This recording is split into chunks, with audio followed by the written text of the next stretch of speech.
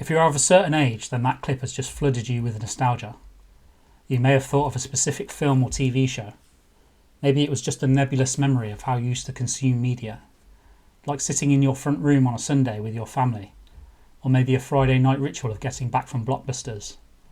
It wasn't that long ago, but now feels like something from a prehistoric era. Can something be so ahead of its time that it makes an incredibly poignant observation about a societal change 20 years before it even happened? Watching The Ring, I was struck by how much it plays like a commentary on the loss of physical media. Sometimes strange things like a haunted tape become an allegory for how important it is to attach more than mindless consumption to something we love.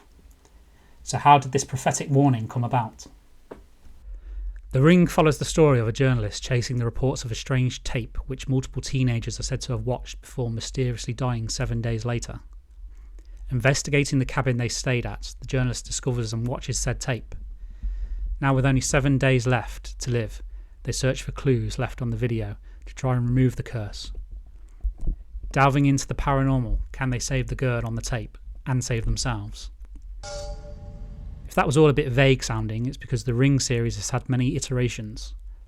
Originally starting as a book in 1991, then a Japanese film in 1998. There have been numerous book sequels, film sequels, mangas, and even a TV series. There is a huge mythos around the characters and setting, but it's not really important to this video. I will be discussing the films and their prescient meaning. The Japanese film watched now seems quite dry. All the characters are underwritten and the scares seem quaint now. However, it was clearly hugely influential, starting a trend with other films like Blair Witch, which we would now call something like serious horror.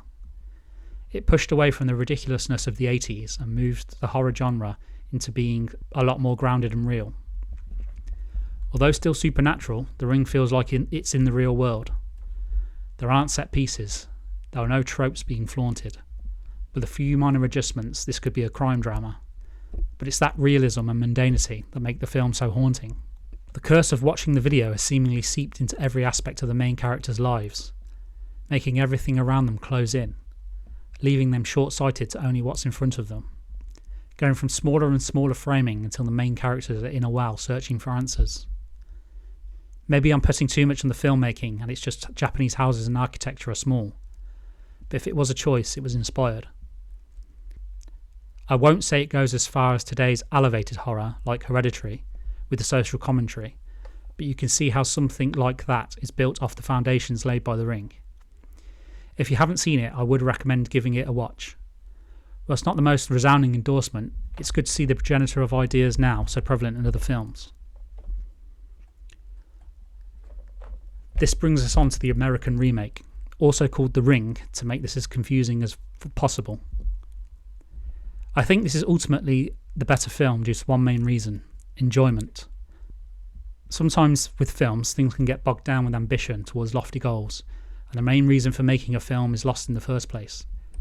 It needs to entertain, and the American Ring is just more entertaining. The eerie aspects are absolutely pushed to 11, with the video being incredibly creepy in a showy way. Sometimes you want that razzle-dazzle. The US version goes more into the background of the family the video centres on, and it leads to some of the best and most tense scenes in either film. While I was just praising the mundanity of the Japanese version, it does lead to a lot of boring scenes. The best way I can think to describe it is the Japanese version is like a documentary, and the US version is the Hollywood retelling. Although characters aren't amazingly written, they definitely have a bit more going on. Naomi Watts is especially good, and balances the roles of intrepid journalist, ex-lover, and reluctant mother. You could argue there is an undercurrent of a theme around motherhood, but I'm not convinced it's on purpose. Especially as in the original story, the characters are gender swapped, with a man being the main lead. Again, probably a happy accident, but having the fake ending being Naomi Watts metaphorically rebirthing Samara to save her definitely lends some credence to this theory. What is a theme throughout the film, though, is that physical media has more than just what we see. In the film, this manifests in the extra information that can be found in the margins, for example the lighthouse from stretching the film. The main villain is literally a traumatic memory that manifests into our reality out of the TV. Again, with some accidental genius, the film is a critique of what we have lost with no physical media. Finding an old tape was more than just rewatching a film. You were flooded with visceral memories, opening the box or removing the cardboard sleeve, making sure it's the right tape, putting it in the video player, rewinding it back to the start, pressing play and hearing the little warping sound as you ran back to the sofa, then running back to sort the tracking out. There was this looming monolith of a CRT TV, with its need for a colossal casing and the whole corner unit just to house it. All of this is now lost with scrolling a list from a streaming service, then just picking whatever to fill the background noise as you scroll your phone. There is no attachment to films now, they are disposable. The ritualistic nature of watching something physical bought more than we realised. This ritual would then have to be performed if you wanted someone else to watch what you had. You had to either hand over a video to your friend or, like the film, make a copy. All these instances now still live on. I remember CDs I made for people, borrowing the big 3 VHS pack of Star Wars, the game of Twister I lent to a friend and never got back. Telling a friend to watch something now might get you a message to say they liked it, or not. But it's also fleeting. It leaves no memory or mark. You can probably vaguely recall the plot and some elements, but not having anything concrete around it makes it all too easy for the media to fade in with everything else. This isn't some sentimental yearning for nostalgia. There are obviously issues with hard copies. I don't think I'd seen the breadth of films I have today if I had needed a physical copy of them. Things also degrade and storage is the nightmare. But when writing this, I definitely feel something is missing. The Ring film accidentally wrote a thesis on what this is. In the film, if you watched the video on your own and never told anyone about it, it would die with you.